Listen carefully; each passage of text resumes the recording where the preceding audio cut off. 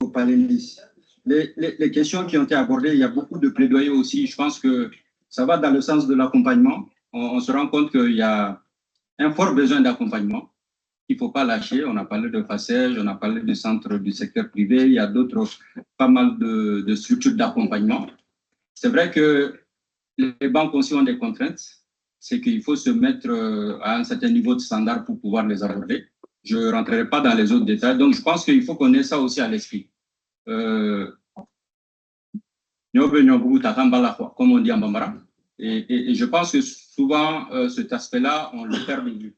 Et les contraintes qui sont de part et d'autre que les acteurs ont, je pense que dans des dialogues comme ça, et c'est tout le sens de cette journée, des solutions.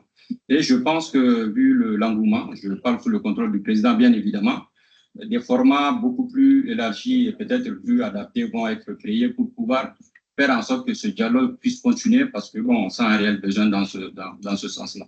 Donc, je remets la parole au panéliste pour qu'il puisse succinctement, rapidement revenir sur Madame, s'il vous plaît.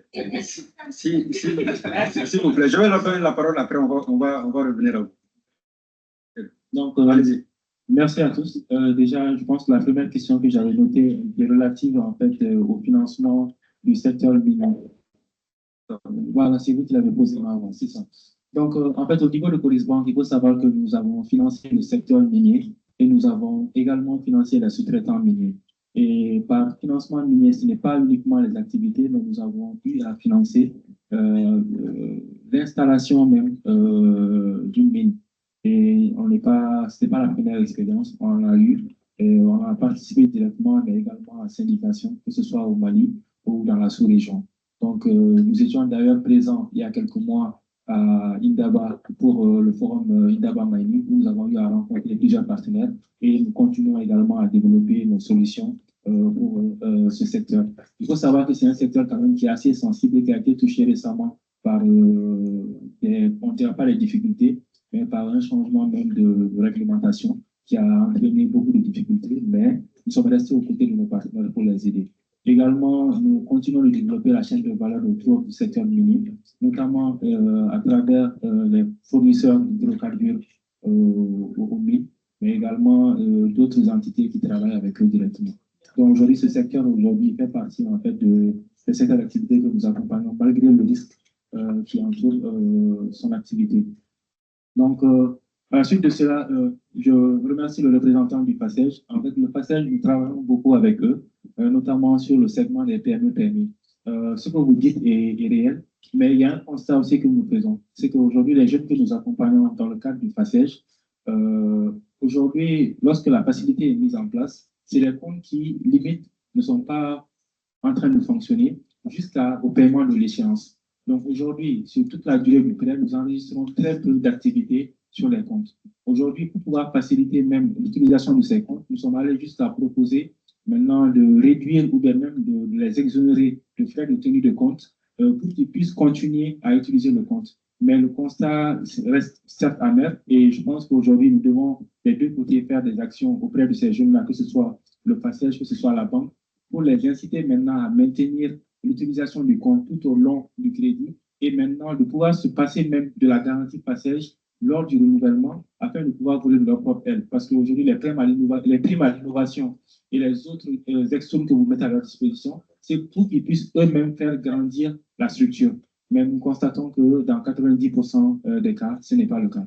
Donc aujourd'hui, je pense qu'il y a des actions à faire de part et d'autre pour pouvoir inculquer cette culture-là en fait, aux startups présentes. Sinon, le PACEJ nous a beaucoup aidé, depuis le PACEJ 1, pour pouvoir structurer un peu le business des startups et nous continuons à les accompagner. Maintenant, le dernier point, c'est le point de M. Diarra Moussa par rapport au secteur de l'automobile. D'accord. Le secteur de l'automobile aujourd'hui, je pense qu'il est en train de connaître une révolution au niveau du Mali parce qu'avant, on était plus sur des voitures qui étaient déjà utilisées. Là, aujourd'hui, nous avons des concessionnaires qui sont même présents au Mali. Et aujourd'hui, c'est des sociétés qui sont détenues par des Maliens et qui font l'objet d'accompagnement même par des institutions financières maliennes. Maintenant, aujourd'hui, c'est de pouvoir structurer. Si nous étions à votre place, aujourd'hui, nous n'avons pas hésité. Nous avons des projets tels que le transport urbain, ITS et autres là, qui continuent de se développer et qui bénéficient également de l'accompagnement des banques. Mais également aujourd'hui des concessionnaires qui sont là. Donc aujourd'hui, c'est de continuer, mais de bien structurer et de pouvoir surtout recenser en fait les sources de remboursement des financements que vous sollicitez auprès des banques. Sinon, aujourd'hui, nous n'avons pas de secteur d'activité exclu, hormis en fait les secteurs pour lesquels aujourd'hui nous avons décidé de ne pas aller sur le financement en respectant normalement les normes environnementales et sociales. Sinon, hormis cela, le secteur automobile est un secteur que nous accompagnons et aujourd'hui, ça a déjà commencé avec des véhicules utilitaires et également des engins lourds. Donc, je vous remercie. Merci. Bon, je vais commencer par là où il vient de finir. Nous sommes dans le domaine des transports et je crois que mon premier constat quand je suis venu au Mali, je disais à mes collègues en voyant les taxis de Bamako, on sentait qu'il y avait la prospérité parce qu'on ne voit que des Mercedes, mais aujourd'hui, en fait, qui sont vieux. Et j'ai l'habitude de dire quand je pars chez moi au Sénégal, je le dis tout le temps aux chauffeurs de taxi, quand vous allez dans les grands pays, quelqu'un qui descend à l'aéroport, c'est le taxi d'abord son premier repère. Et quand on prend les taxis à Dakar ou dans le pays, c'est quand même c'est dramatique. Je dis que regardez, je suis en train d'aller à une rencontre, je monte dans ton taxi et voilà que voilà, ma chemise et ma veste est déchirée. Comment maintenant je vais faire? Donc, c'est dire l'importance des transports publics dans nos pays et qui sont, en fait, voilà, ne sont pas réellement pris en charge. Et par le passé, quand j'étais aux relations extérieures à la BOAD, on était en train de travailler justement sur la modernisation du parc de matériel roulant dans la ville d'Abidjan. Donc, le gouvernement ivoirien voulait reprendre tout le parc de taxis, voilà, pour le mettre aux normes, parce qu'ils connaissent l'avantage, l'importance que ce maillon du transport a son importance, comme je viens de le dire. Donc, aujourd'hui, si le regroupement des transporteurs de Bamako ou du Mali ont vraiment un projet structurant pour renouveler voilà, ce parc-là de transport. Aujourd'hui, une institution comme la BOAD serait prête à venir travailler avec ses partenaires banques locales voilà, pour essayer de faire ce projet qui est aujourd'hui important dans le domaine des taxis, mais je vois aussi voilà, les minibus là, contrairement aux autres pays où c'est des sociétés carrément de bus, mais ici c'est les minibus, les Sotrama, voilà. Une entreprise comme Sotrama peut venir vouloir mettre un projet vraiment de reprise de tous ces vieilles voitures-là pour les mettre aux normes et en conformité quand même par rapport à ce qui se fait ailleurs. Maintenant, par rapport au secteur minier, je l'ai dit, on a un département ressources naturelles et énergie. Et nous avons financé beaucoup de projets au Sénégal, en Côte d'Ivoire, au Togo, dans le domaine du ciment.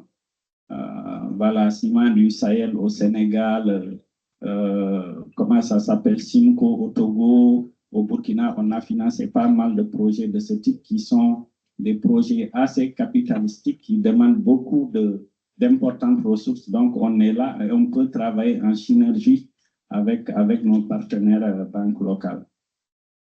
Ici, au Mali, le secteur minier est très important et d'ailleurs, pas plus tard que ce matin, je disais à mes collaborateurs d'essayer d'organiser rapidement une rencontre spécifique avec les entreprises minières pour voir comment on peut identifier, comment structurer des projets pour aider quand même le Mali à exploiter tout son potentiel minier.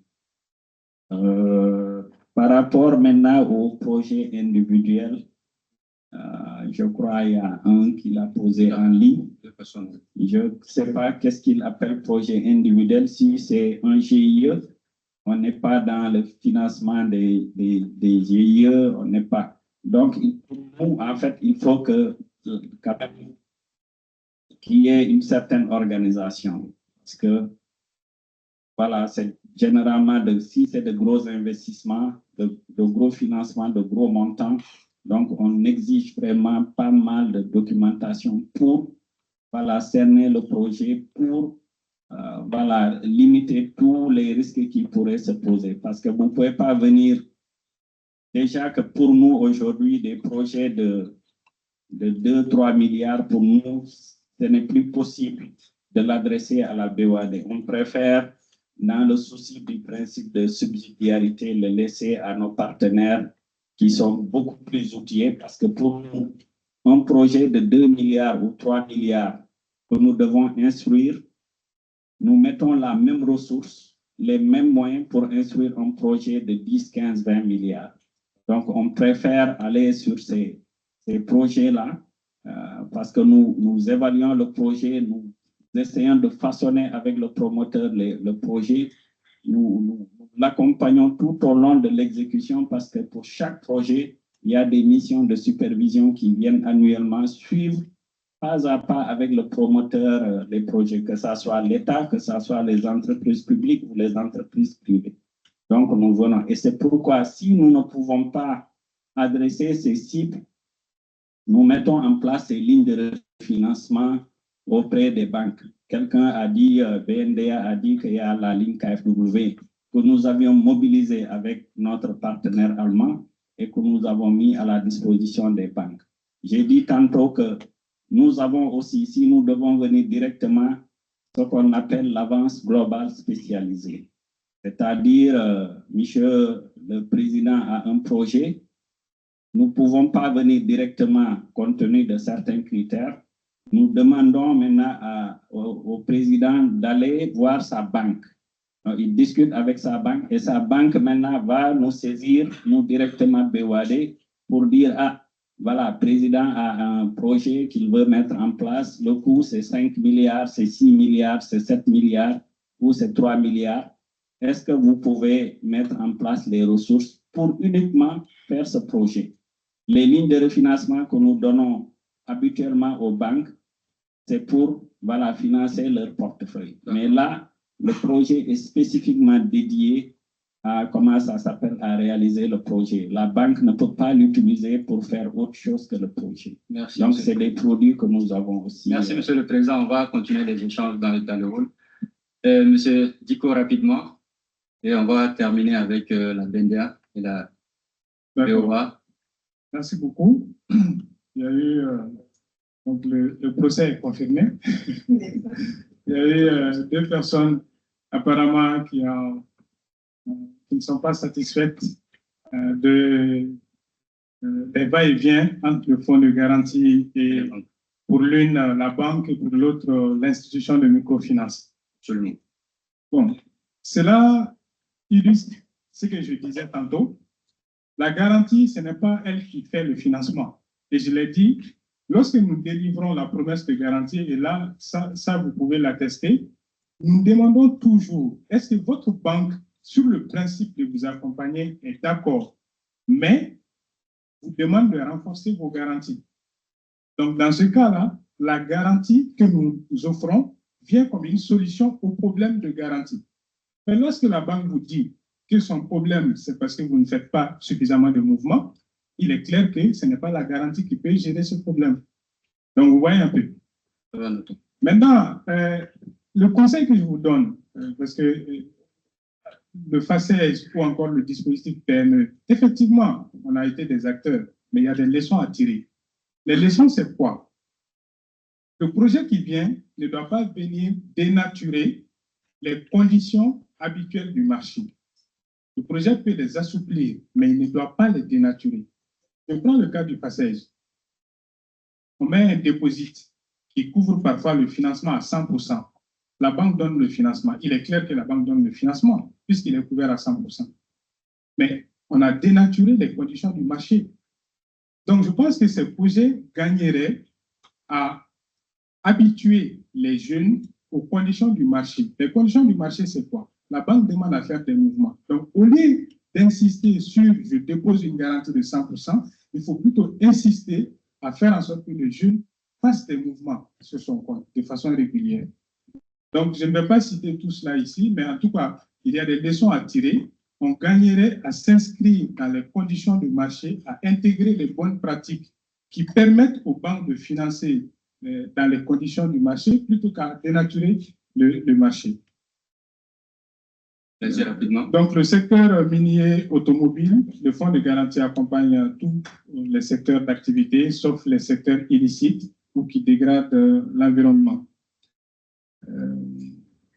Que faire pour accéder au financement? Donc, je viens de le dire, mais la même question peut être posée aux PME. Si vous vous mettez à la place de la banque, est-ce que vous financeriez votre propre projet? Posez-vous des questions. La banque, elle n'est pas là à gérer votre activité tous les jours. Donc, elle vous fait confiance, mais à vous de prouver que vous méritez sa confiance. Donc, je pense qu'aujourd'hui, on a parlé, je pense que dans votre introduction, vous avez parlé de 8 000 milliards de financement. Parmi ces financements, il y a des PME qui obtiennent le financement. La bonne question à se poser, c'est pourquoi ces PME obtiennent et vous non.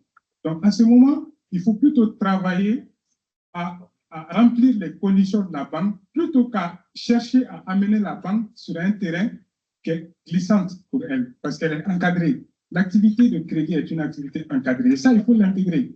Je pense que c'est ça, cette dimension, lorsqu'on arrive à l'intégrer, qui va nous permettre justement d'avancer. Monsieur le député a parlé du même discours depuis il y a 20 ans. Effectivement, tant que le discours ne change pas, que les PME s'adaptent aux conditions des banques, mais on va toujours sur les banques doivent s'adapter aux PME, le résultat ne sera jamais satisfaisant. Merci, monsieur Ducombe. Merci beaucoup. Voilà. Merci beaucoup. Monsieur Léger. D'accord, merci beaucoup. OK, je pense que je ne vais pas revenir encore sur les interventions des autres confrères et aussi celui des FGSP par rapport au FACEJ et aussi par rapport au financement du secteur minier. Je pense que sur le terrain, nous sommes confrontés aux mêmes défis, c'est le même constat. J'ose espérer que voilà, les propositions concrètes ont été prises pour améliorer ça. Maintenant, pour revenir au secteur de l'automobile, et aussi par rapport à une question qui avait été posée dans la première série à laquelle j'ai oublié de répondre, Tcheman Keita, par rapport aux solutions de financement pour les équipements agricoles, c'est vraiment de réfléchir partenariat aujourd'hui. Parce que c'est vrai, d'un côté, nous, on finance et c'est des projets qu'on finance très souvent. Donc, pour nous, c'est vraiment l'occasion de vous approcher des banques pour essayer de faire des propositions concrètes. Parce que nous avons des demandeurs de crédit très souvent qui demandent, qui sont dans le secteur du transport, des camions et autres qui commandent à l'étranger à des coûts énormes avec des coûts de transit et tout. Nous avons aussi des producteurs sur le terrain qui demandent des petits équipements agricoles. Souvent, c'est des chariots. Souvent, c'est vraiment des petits équipements qui peuvent être construits au niveau local. Donc, s'il y a des acteurs, nous en connaissons déjà certains, peut-être vers la région, vers 100. Mais s'il y a d'autres aussi qui sont présents à Bamako ou ailleurs, je pense que c'est une vraie opportunité de vous rapprocher de la banque pour essayer de faire des propositions concrètes. Maintenant, en mot de la fin, par rapport au financement des entrepreneurs individuels, je pense que c'est des questions en ligne. La BNDA, depuis les années 2007-2006, s'est fortement engagée dans le financement de ces entrepreneurs individuels-là, notamment à travers la formalisation même. Nous les accompagnons déjà à la formalisation et à l'acquisition aussi des premiers financements. Donc, on en fait dans le milieu rural, on en fait à Bamako ici. Donc, c'est pour dire que la porte est ouverte à tout le monde. Déjà, les points d'entrée, c'est vraiment prendre, on va dire, son courage à deux mains et se présenter dans une agence bancaire, commencer par prendre l'information, ouvrir un compte et chercher à comprendre les conditions des financements et voir comment s'y adapter. Parce qu'on a tendance très souvent à évoquer seulement les mauvais exemples, mais je suis sûr que dans la salle ici, il y a aussi des bons exemples qui sont là, qui ont eu des financements, qui les ont remboursés correctement et qui sont en bon terme avec leurs banques. Donc, je souhaite qu'on ne voit pas de tout en noir, mais qu'on s'inspire vraiment de tout ce qui est fait et essayer d'améliorer nos pratiques. Et pour nous, banques, bien sûr, nous devons nous réinventer chaque jour, mais aussi pour les porteurs de projets aussi, à eux aussi de s'adapter aux réalités du marché. On a parlé des réalités des ressources, on a parlé des contraintes sécuritaires. Ce sont des défis que nous tous, nous devons voir ensemble et trouver des alternatives. Merci. Merci beaucoup. Madame Berthet, pour la dernière intervention du panel. Je vais peut-être juste une précision pour clôturer, pour ce qui nous concerne. On est en train d'approuver jeudi ou vendredi notre nouveau plan stratégique 2026-2030, dans le cadre duquel la BOAD ambitionne de financer pour 6 000 milliards les économies des pays de l'Union. Et pour le Mali qui nous concerne, l'enveloppe dédiée est de 700 milliards de francs CFA. Merci beaucoup. Donc, une part pour l'État, une part pour les entreprises publiques et pour le secteur privé. Pour le secteur privé qui vous concerne, donc nous allons mettre environ 187 milliards sur les 5 ans, environ 37-38 milliards par an. Donc, nous attendons de bons projets. Et voilà, quelqu'un l'a dit, qu'est-ce qu'il faut faire? Il faut juste essayer, comme l'a dit, d'essayer de rentrer dans les canevas des institutions de financement. Merci. Merci beaucoup. Le représentant résident. Merci. Madame Berthet. Rapidement, je ne vais pas répéter ce que mes prédécesseurs ont eu à dire. Juste une question sur peut-on financer une société individuelle qui vient d'être créée? A priori, je dis oui. Encore une fois, ça va dépendre de quels éléments, dans quel secteur également, on a parlé d'expertise et autres. Sinon, a priori, oui. Ensuite, par rapport au secteur minier, nous, en ce qui nous concerne pour les PME, nous intervenons surtout au niveau de leur écosystème, tout ce qu'il y a comme sous-traitant. Et la majorité de notre financement porte sur le crédit bail, notamment le financement de matériel de forage, matériel roulant, etc. Donc, c'est vraiment sur ce secteur un de nos produits phares, le crédit bail à ce niveau. Et à notre sœur qui fabrique les produits d'entretien, je l'inviterai à se rapprocher de Facech aujourd'hui, qui a une solution vraiment qui peut permettre de faire évoluer son activité. Et aussi pour Facech, je dis que c'était une opportunité pour nous également. Grâce à Facech, il y a certaines zones telles que Djoila, Tombouctou, Kita. Ce sont les secteurs où nous avons vraiment fait beaucoup de financement de l'année dernière. Et on continue cette année. Et on peut vous rassurer que cette pépinière, il y a une réflexion en cours. Après Facech, comment faire? Mais comme tantôt Tito l'a dit, il faut également qu'ils puissent aussi s'habituer au Cameroun, aussi au profil type pour porter des projets bancables. Donc, la réflexion pour garder cette pépinière. En tout cas, c'est une belle opportunité, une bonne expérience pour nous. C'est notre première fois d'aller sur ce secteur. Et je rappelle, ce sont des petits crédits de 2 millions, 5 millions, mais vraiment pour une cible en temps normal, nous n'irons pas. Donc, merci pour cela. Merci beaucoup. Merci, Madame Berthet. Suivant le planning, ceci met fin à ce panel. J'espère que ça a suscité beaucoup de débats. Et vraiment, je voudrais que vous remerciez et applaudissiez les panélistes. Madame Berthet de la BOA, Monsieur Isaac Mahaman, Police Bank et Amidou du Fonds de garantie du secteur. Merci beaucoup pour vos interventions. J'espère que le public a été édifié sur pas mal de choses, ont pu répondre à certaines questions. Les autres questions, on peut continuer les discussions et je pense qu'il y aura des échanges de contacts. Et puis, bon, un autre cadre pourrait être créé spécifiquement pour les cas spécifiques. Merci à tout le monde pour vos interventions. Non. Ah, OK. Non, j'allais vous donner la parole tout de suite. Oui. J'allais donner. Pour le mot de clôture, Oui, j'allais vous donner la parole pour le mot de clôture. Donc, je vous invite à regagner vos places. Il n'y a plus de place. Restez avec.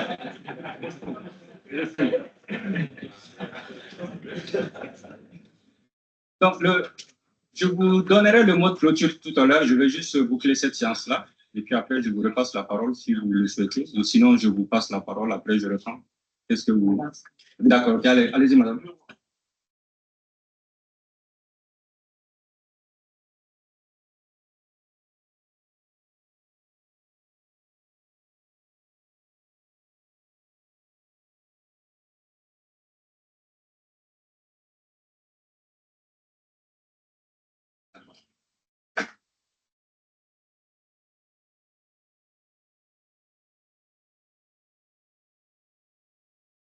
Okay. Merci beaucoup, monsieur le modérateur. Je pense que les débats se sont bien déroulés. Merci à la salle. Il y a eu beaucoup de questions pertinentes.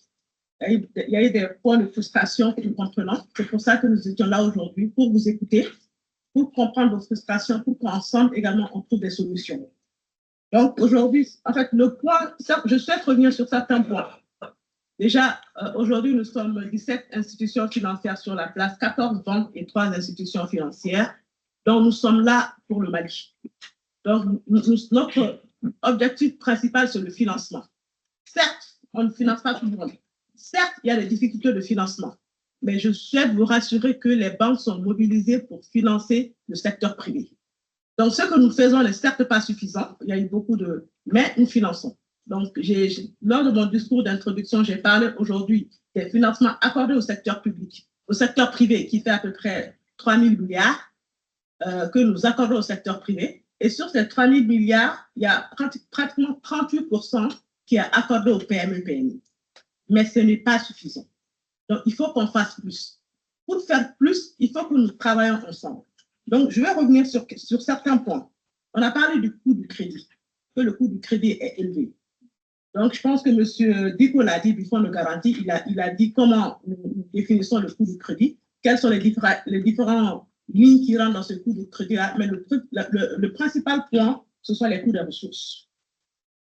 Les ressources coûtent cher. Donc, si les ressources coûtent cher, plus en tout cas tout ce que nous intégrons en termes de risque, donc effectivement, les coûts de crédit sont élevés dans la zone UEMOA, pas uniquement au Mali. Parce que quand on regarde au niveau de la zone UEMOA, le coût de crédit du Mali, on n'est pas les plus chers. Nous ne sommes pas les plus chers de la zone UEMOA. Nous sommes pratiquement 4e en termes de coût de crédit dans la zone UEMOA. Donc, ça veut dire que nous sommes, malgré le contexte difficile du Mali, malgré la situation que nous traversons, il y a au moins 3 pays qui ont un coût de crédit plus cher que le Mali. Donc, c'est pour vous dire que, pour vous indiquer qu'on fait des efforts, mais on va continuer à faire des efforts. On a parlé également aujourd'hui de beaucoup de difficultés. J'ai entendu beaucoup de difficultés. Pour moi, ce ne sont pas des difficultés. Il faut qu'on trouve les moyens de les transformer en opportunités. Donc, d'où l'échange que nous avons eu aujourd'hui. Il y a eu beaucoup de cas spécifiques de certaines banques. Moi, ce que je dis, je souhaite qu'il y ait des entretiens après les réunions avec ces banques-là. Donc, si les banques ne sont pas dans la salle également, vous pouvez passer par l'APB pour qu'on vous mette en contact avec ces différentes banques pour échanger, pour voir qu'est-ce qui s'est passé. Peut-être que le rejet était justifié. Si le rejet est justifié, on ne peut pas vous financer. Mais s'il y a des moyens de regarder, on va également regarder les dossiers cas par cas, en tout cas les cas spécifiques que nous avons eu dans cette salle. On a parlé du crédit pour les femmes. En fait, moi, je ne suis pas d'accord qu'on parle de crédit pour les femmes. Parce que pour moi, il n'y a pas, on veut faire la même chose que les hommes. Donc, je ne suis pas d'accord. On peut avoir des coûts. Nous avons des lignes de crédit dédiées aux gens. On a des lignes de crédit qu'on prend avec des structures comme la BOAD, comme la BAD, comme l'AFC, qui nous demandent de faire la promotion des entreprises féminines. D'accord. Mais d'abord, pour moi, il n'y a pas d'entreprise féminine. C'est des entreprises tout court. Parce qu'on peut faire mieux que les hommes, on peut faire comme les hommes. Également, on a parlé un peu de la finance islamique. Je pense qu'on ne s'est pas beaucoup intéressé à la finance islamique. Peut-être que c'est passé. Mais il y a beaucoup d'opportunités aujourd'hui dans la finance islamique qui permettent de venir en complément de la finance classique. Donc, quand je regarde aujourd'hui tout ce qui est... On a parlé des difficultés pour les équipements agricoles. Donc, la finance islamique, ils ont des produits spécifiques pour ça, en fait, où la banque achète et elle met à votre disposition.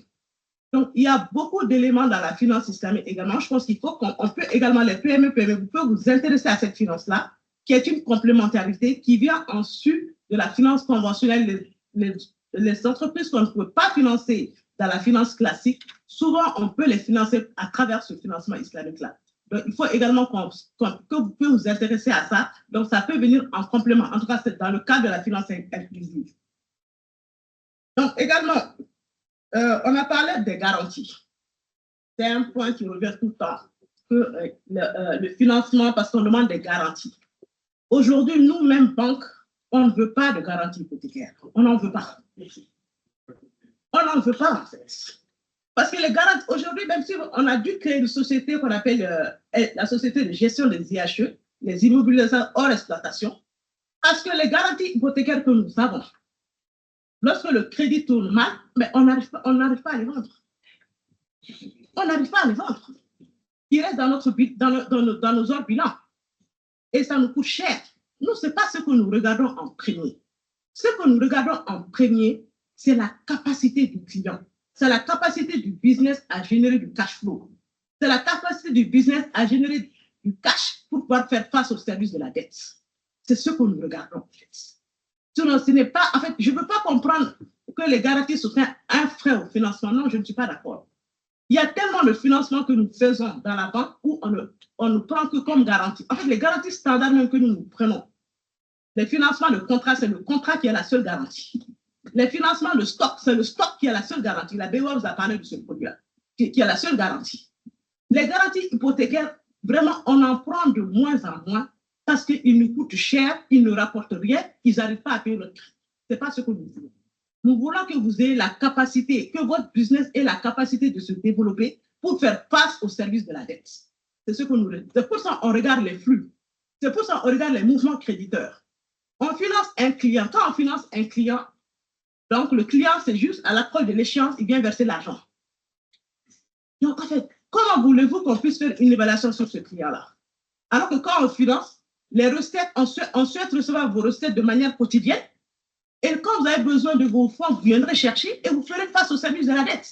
Mais quand on finance le client ne viendra, si l'échéance doit passer le 24, le 23, il va venir verser le montant exact de son échéance. Donc, pendant tout le mois, qu'est-ce qu'il fait de son argent? Donc, c'est ça, en fait. Nous finançons aujourd'hui les flux, en fait. C'est ce que nous souhaitons financer. Donc, je pense que ça, c'est une première étape aujourd'hui que nous avons mis en place. Donc, je pense qu'il y a des recommandations qui sortiront de cette réunion et où on fera un suivi pour voir qu'est-ce qu'on peut améliorer. Monsieur le capitaine a dit que ça fait 20 ans qu'on parle de la même chose, que les choses n'ont pas évolué. Je ne suis pas d'accord. Les choses ont bel et bien évolué. En 20 ans, les crédits qu'on a accordés au PME il y a 20 ans, aujourd'hui, il y a une évolution. On ne peut pas dire que les choses n'ont pas évolué, mais les choses ne sont pas à hauteur de souhait. Il faut qu'on travaille pour améliorer, il faut qu'on travaille pour financer encore plus les PME, PMI, aujourd'hui, qui est le levier pour la croissance du pays. Donc, c'est sur ça que nous allons travailler. Et pour le faire, je pense qu'on doit se donner la main pour qu'ensemble, on puisse relever ce challenge-là. Et je pense que ce challenge, on ne peut pas le relever. Merci.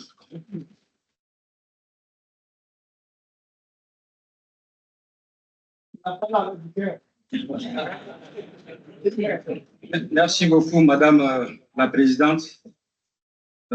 Une voix autorisée et une personne d'expérience aussi, une trentaine d'années dans le secteur bancaire. Je pense qu'elle a tout vu et elle a à même de nous éclairer sur tous les problèmes de l'écosystème. Je pense qu'il y a beaucoup d'évolutions, comme elle l'a dit.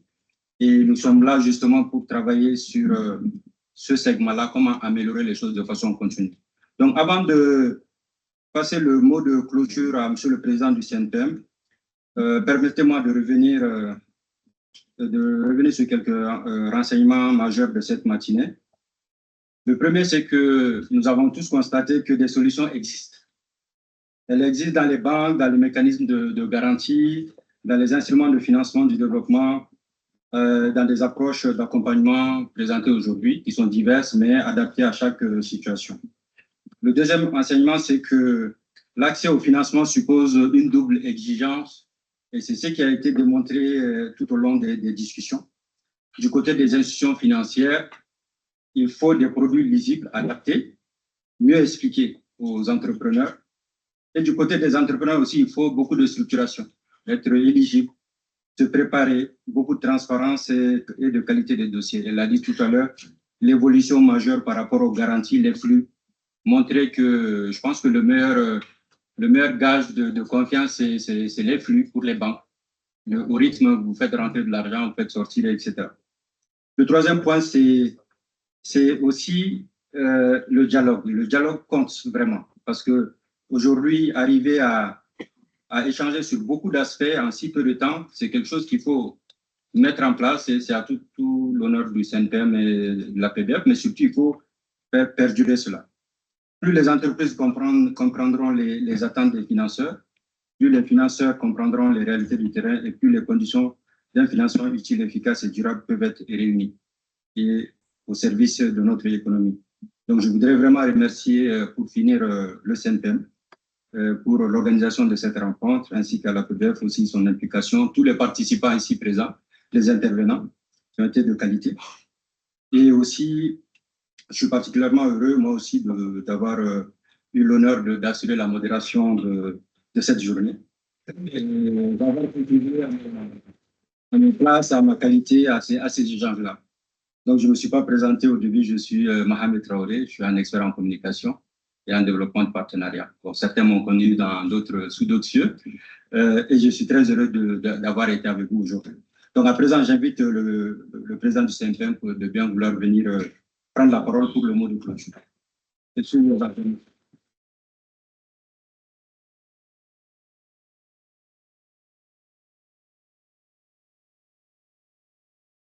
Merci, un grand banc pour le modérateur.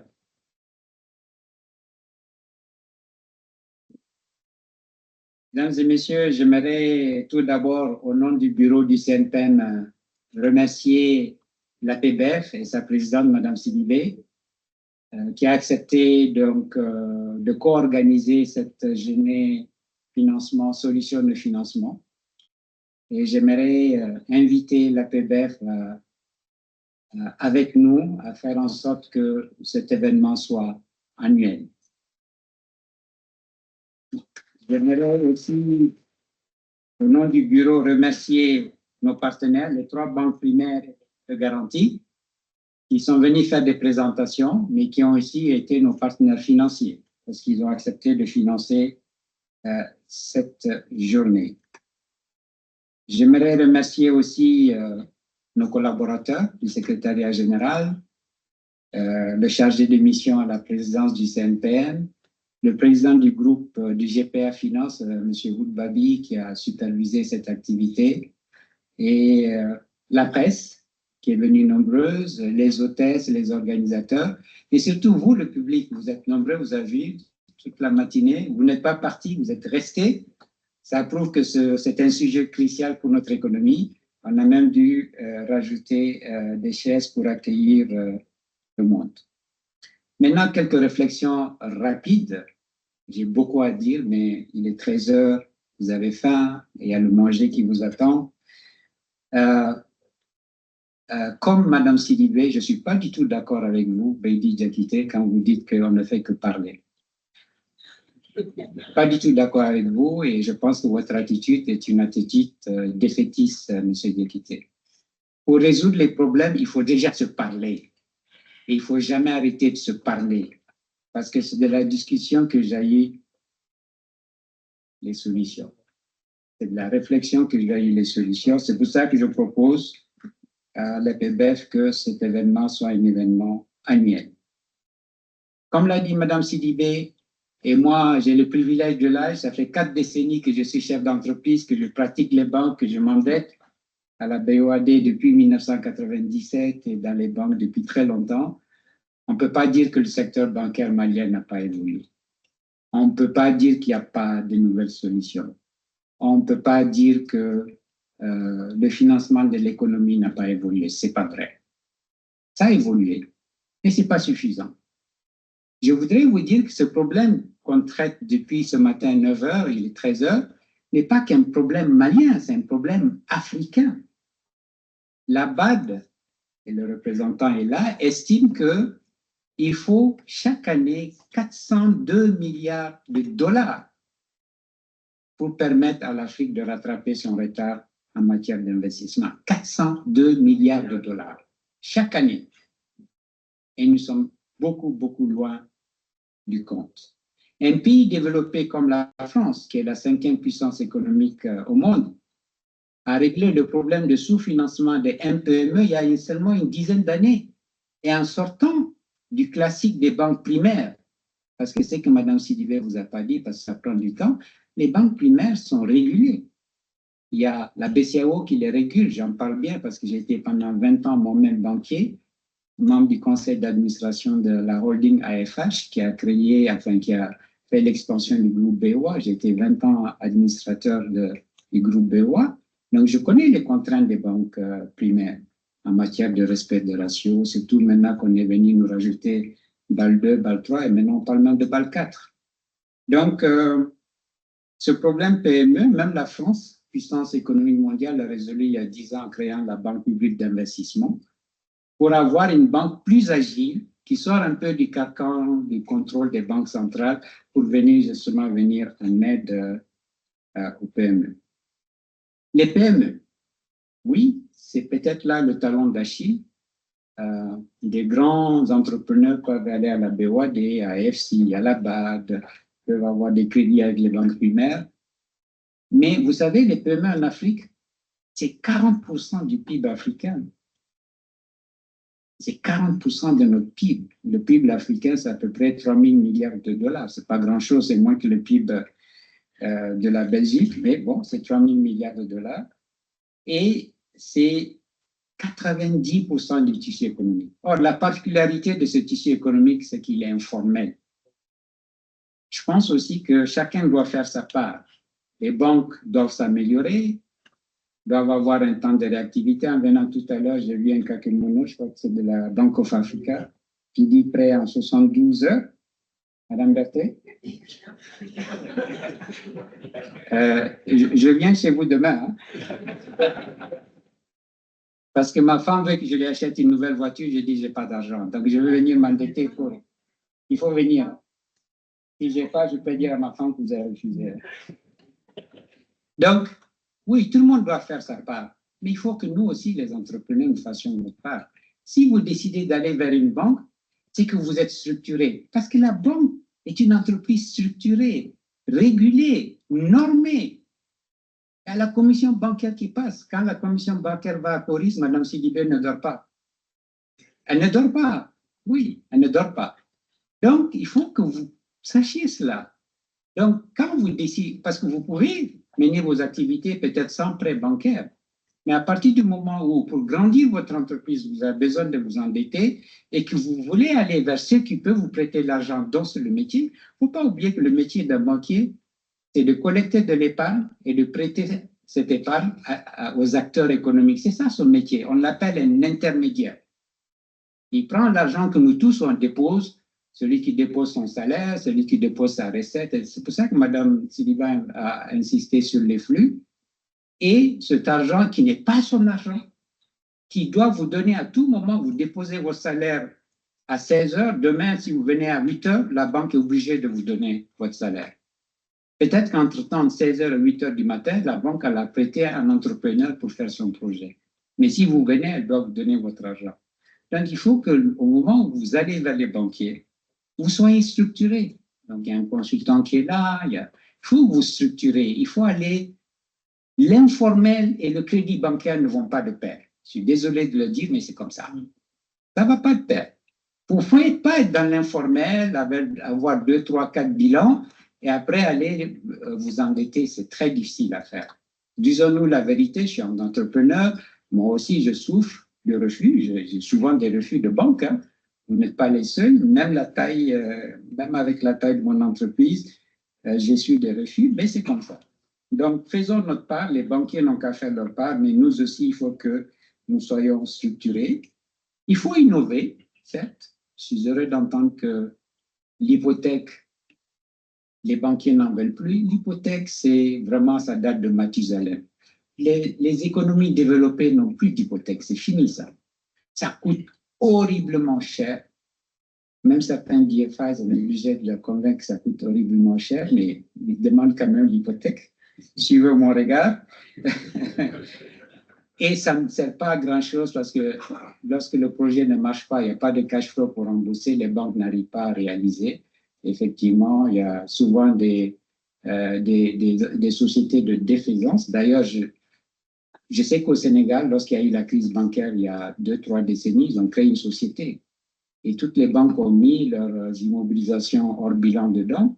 Et ça permet d'alléger les bilans, d'améliorer les fonds propres et de permettre aux banquiers de réamorcer la pompe. Je ne sais pas si c'est le cas ici au Mali. On aimerait bien connaître un peu plus sur cette société-là. Je ne sais pas s'il y a des représentants de l'État dans la salle, mais il y a un vieux plaidoyer au CNPM c'est la déductibilité de la TAF. On l'a toujours mis sur la table, la Chambre de commerce, le CNPL, mais l'État, à ce jour, le pays, à ce jour, n'a pas accepté. Vous savez que la TAF n'est pas déductible, c'est 15%, non? Elle n'est pas déductible. Ah, c'est 17 maintenant. D'accord. La BOAD dit, nous, on prête sans taxe, c'est vrai, mais les banques primaires, lorsqu'elles vous font un prêt, prélèvent 17%. C'est énorme. Pour un pays en voie de développement, pour des PME, 17%, c'est énorme.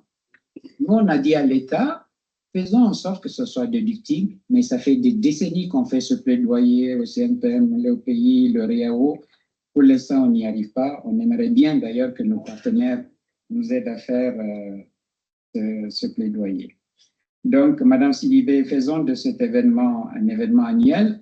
Le CNPM aussi voudrait proposer, toujours dans la continuité de ce dialogue, vous savez, on a ce bâtiment, depuis que ça a été inauguré, n'a pas été rénové. On vient de finir la rénovation. Là, c'est la partie réclame. Donc, si vous avez des réunions à faire, on a une dizaine de salles ici. On a cette grande salle. On a des bureaux à louer. Et on a une grande salle à l'entrée. On veut faire des journées portes ouvertes. On pourrait imaginer une journée porte ouverte entre les banquiers. Cette fois-ci, chaque banque va louer un box. Et puis, ceux qui ont des bons projets vont venir pendant 48 heures. Vous êtes là, prévoir la BOA, la BNDA, Boris, tout le monde. Et les jeunes porteurs de projets peuvent venir. Donc, on va demander à notre spécialiste maison, Sidi Daniego, d'organiser ça avec l'APBF. Quelqu'un a parlé du dispositif PME-BCAO. Hier, on était au conseil d'administration de la commission scientifique de l'AMF, dont je suis membre. Effectivement, c'est un dispositif qui n'est pas du tout connu. Il n'est pas vulgarisé. Et nous, on a proposé une conférence de cette nature avec la BCAO pour vulgariser ce dispositif qui n'est pas du tout connu et pourtant qui comporte des choses qui peuvent améliorer le financement des PME. Micro, moi, je pense que ça va être très difficile pour des banquiers primaires de financer individuellement des artisans et des artistes. C'est très, très difficile. Moi, je vous conseille de vous mettre en GIE, de prendre des consultants pour structurer des dossiers et aller vers les banques. Et elles ne vont pas vous dire qu'elles ne vous financent pas, mais je peux vous garantir que si un menuisier vient à la BOA ou tout seul, ça va être très difficile. Moi, je préfère le langage de la vérité.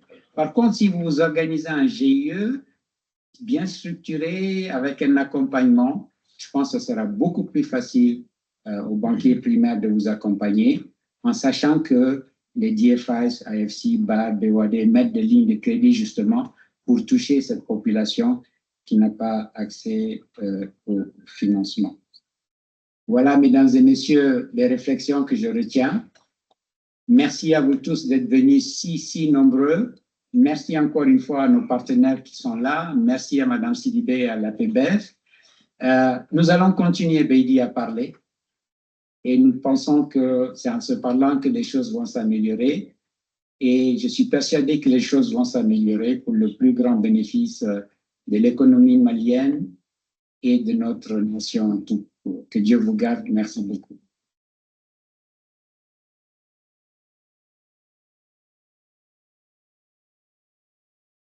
Le déjeuner est ouvert.